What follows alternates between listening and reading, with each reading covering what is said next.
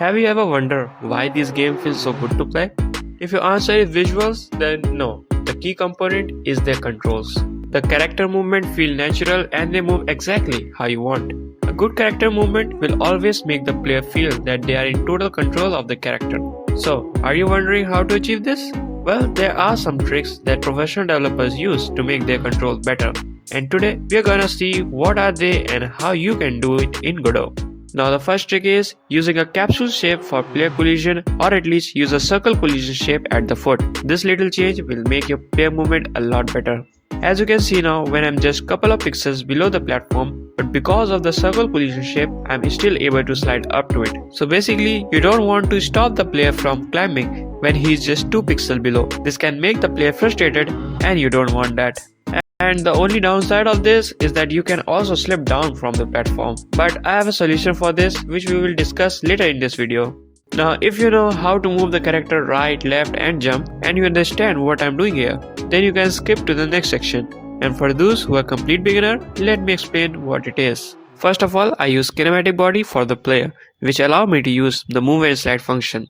Now the first thing I declare is velocity vector and some basic variable that we will need. Now create physics process, and inside it, we check when we are not on the ground. Then we will apply the gravity in the y component of the velocity so that our player falls when he is not on the ground. But we also don't want to increase the velocity to infinite. That's why we clamp it at 2000. Then we check when the player has pressed the UI right key, which is nothing but the right arrow key. So when we detect the input, we want to move our character to the right. That's why we set the x component of the velocity to our maximum speed. And I am also setting the flip of the sprite so that it look in the direction of the movement. Similarly, when we press the left arrow key, we will set the x component of the velocity to negative max speed. And at last, set the flip of the sprite. Now if we press none of the button, we want the player to stop. Thus we set the velocity.x to 0. Now for jumping, if we press UI select, which is nothing but our spacebar, we first make sure that we are on the ground and then set the velocity.y to negative jump force, which is the upward direction. And finally, we will put this velocity in the move and slide function along with velocity.up to tell which direction is upward. And with that done, our player can now move left, right and jump. But as you see, the movement feels very mechanical, and as soon as we start moving, we are at our maximum speed. But in reality, you start slowly and then achieve the maximum speed. So the next thing we are going to do is add acceleration and deceleration to our speed. So for this, create a new variable acceleration, and when we are pressing the right arrow key, we will add a small acceleration value instead of setting it to full speed. Similarly, on pressing the left arrow key, we will subtract the acceleration value. And here, instead of stopping the character suddenly, we will use LUB function, which stands for linear interpolation. This will take 3 values. First one is starting value. For this, we will use whatever the current value is. The second one is our final value. For this, we will write 0. And the third one decide how fast you want to complete it. For this demo, I will use 0.2. Remember this, the higher the value, the faster it will complete.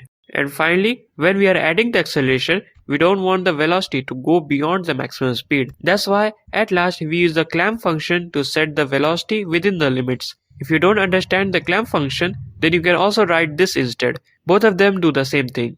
And with this upgrade, our movement is now way smoother than before and feel more natural. Now the next thing you want to add is variable jump height. This allows player to do short jumps by releasing the jump button early and still do the long jump by holding the jump button longer. This is done by applying additional down force when we release the jump button. To do this, we just need to add these 3 lines of code. First, we look when the player has released the jump button. After that, we check if the velocity is less than 0, which means we are still going upward. So now we add some down force in our velocity. For this demo, I think 400 is fine. And with that done, you can now perform short jump by releasing the jump button early. Now the next most important thing that you should definitely add to your game is jump buffer. With jump buffer, you give your player some extra margin in which if they press the jump button just before hitting the ground, they can still perform the jump. This is because when the player press jump button and your character doesn't jump, the game will feel unresponsive and the player will lose all interest and eventually quit the game. So for jump buffer, we first need to create 2 variables. One is buffer time and other is buffer counter. Now if you don't know, the physics process function runs 60 times in 1 second. So setting the buffer time to 15 means 1/4 of a second. Now when the player presses jump button, we want to set the counter to buffer time. Then outside of this block, we check if the counter is greater than 0, then we reduce the counter by 1. And again outside the if statement, we check if the counter is greater than 0 and we are on the floor, then we do the jump. And finally set the counter to 0. Now if you didn't get it what I am saying, then let me just show you an example. So let's suppose we are falling, and as soon as we press the jump button, we are basically starting the counter. And now for the next 15 frame, the value of the counter is going to be greater than 1. And if we hit the ground within this duration, we will do the jump. Otherwise our timer will run out. Now as I said in the starting of this video, you should use a circle collision shape in the bottom half of the player, as it helps you to get to the platform if you are just a little bit away. But it has a downside that you can also slip through the corner as well. Also in most of the platformer games, players usually jump from the edge. And if instead of jumping they fall, then again your game feels like a garbage. So the solution of this is adding Coyote Time. Similar to jump buffer, Coyote Time also gives the player some extra margin to perform the jump after they leave the ground. To create this, we first need to create two variables. One is Coyote Time and other is Coyote Counter. And when we are on the ground, we want to set the Coyote Counter to Coyote Time. And as soon as we leave the ground, we want to start reducing the counter by 1. And now come down when we are jumping. Here instead of checking for the ground, we will check if the Coyote Counter is greater than 0. And also when we do the jump, we want to set the counter back to 0. And that's it. When we are on the ground, the counter is always going to be full. And if we fall off the platform, the counter will start to reduce. And if we press the jump button before it reaches 0, we can do the jump.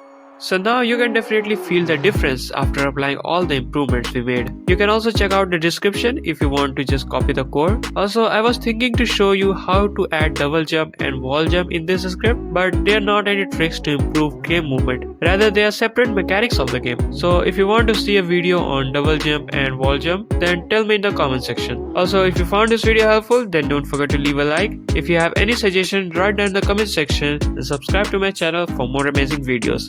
So for now, thanks for watching and I will see you in the next one.